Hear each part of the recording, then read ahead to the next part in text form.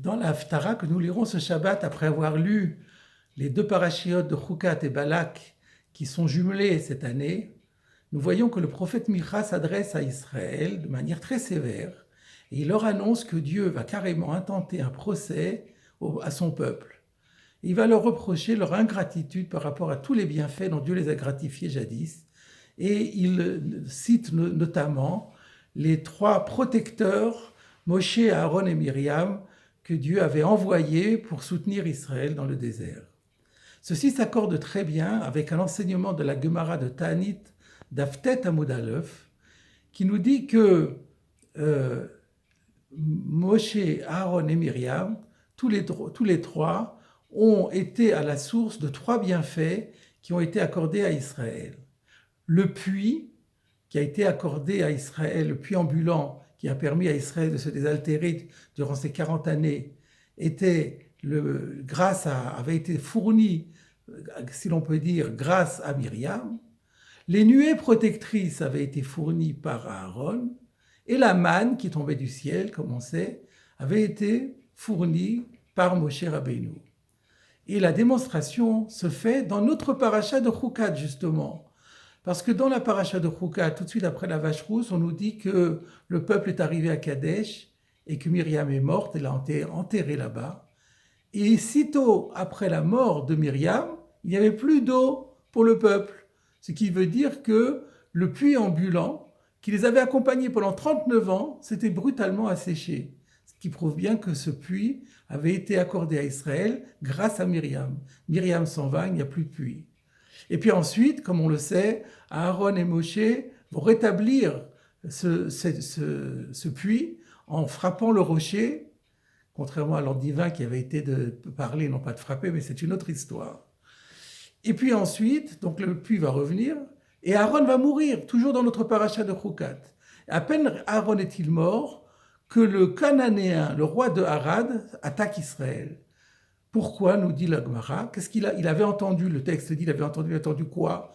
Il avait entendu non seulement qu'Aaron était mort, mais qu'à peine Aaron était mort, et les nuées protectrices qui miraculeusement protégeaient Israël de tous leurs ennemis et de tous les animaux sauvages, ces nuées avaient disparu en même temps que Aaron. Et puis, grâce à Moshe, de la même façon que le puits était revenu, les colonnes vont revenir également, et les Cananéens vont être battus à plate couture par Israël.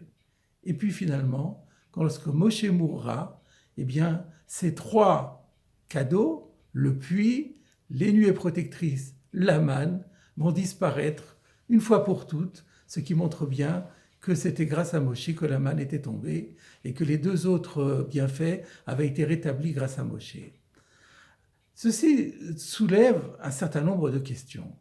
Tout d'abord, comment et pourquoi le prophète reproche-t-il à Israël son ingratitude par rapport à ces trois bienfaiteurs, alors qu'ils n'ont pas du tout connu ces bienfaiteurs, et que les trois cadeaux dont il est question ici, dont les lointains ancêtres avaient bénéficié effectivement dans le désert, mais la génération contemporaine de Micha n'en avait même pas vu la couleur. Pourquoi aurait-il dû manifester de la gratitude pour des cadeaux qu'il n'avait pas eus?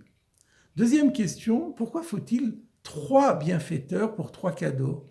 Est-ce qu'un bienfaiteur n'aurait-il pas pu apporter les trois cadeaux lui-même? Et d'ailleurs, on voit bien que lorsque Myriam va mourir, Aaron va mourir, on voit bien que les deux cadeaux disparus vont revenir grâce à Moshe.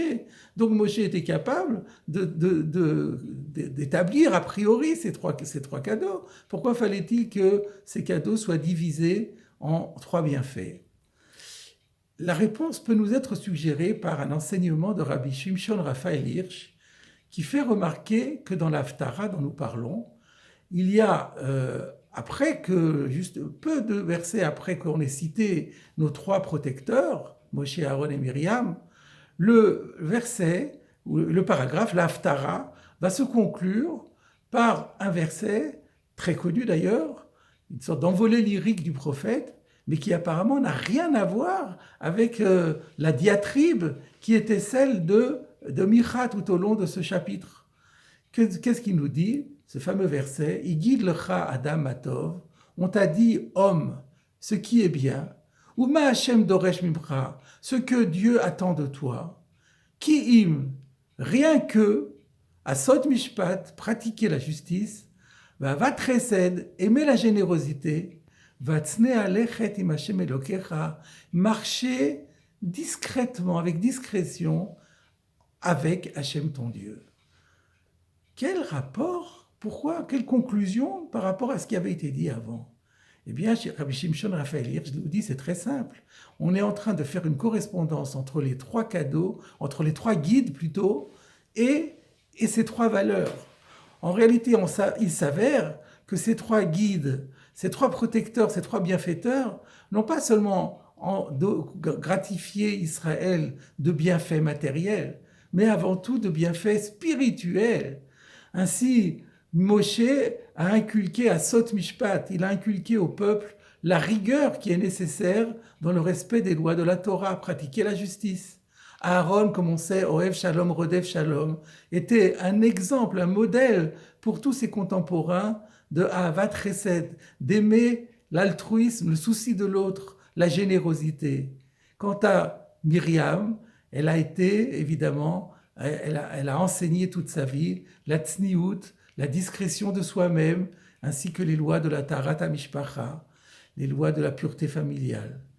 Et ainsi, nous nous rendons compte que les trois guides spirituels, en fait, ils ont donné trois cadeaux matériels, parce que ces trois cadeaux matériels correspondaient un par un à ce qu'ils avaient inculqué. À la nourriture spirituelle de la Torah inculquée par Moshe, correspond la manne qui est la nourriture matérielle. À la générosité de Aaron, à la recherche de la paix, correspond la nuée protectrice qui vient maintenir la paix à l'intérieur du peuple, le protéger de toute agression extérieure. Et le puits de Myriam fait évidemment irrésistiblement penser à l'eau du mikvé, symbole de pureté, symbole de sainteté, symbole de ces lois de la pureté familiale. Et alors nous avons réponse à nos questions. Pourquoi fallait-il qu'il y ait trois guides?